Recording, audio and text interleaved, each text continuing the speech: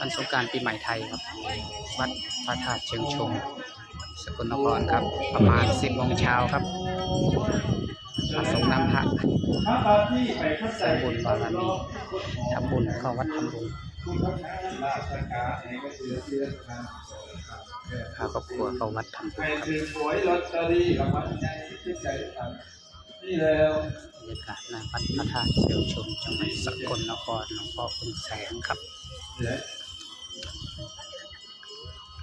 วัดทำบุญเอาบุญมาฝากท่านครับประมาณนี้นะครับมีเงินโกงเงินถังในด้านหินน้องใส่ไปทางใดมีคนร้องตอนเช้าครับแดดจะไม่ร้อนตอนสายตอนบ่ายแดดมันจะร้อนครับ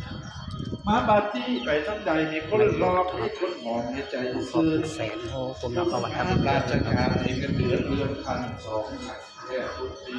แต่รองเท้าเดินเข้ามาได้เลยนะครับถ้าใส่รองเท้าเดินเข้ามาได้เลยแล้วเวลาต้องส่งน้ำควรจะลืมนะครับก็ส่งน้ำให้จะลืมนะครับ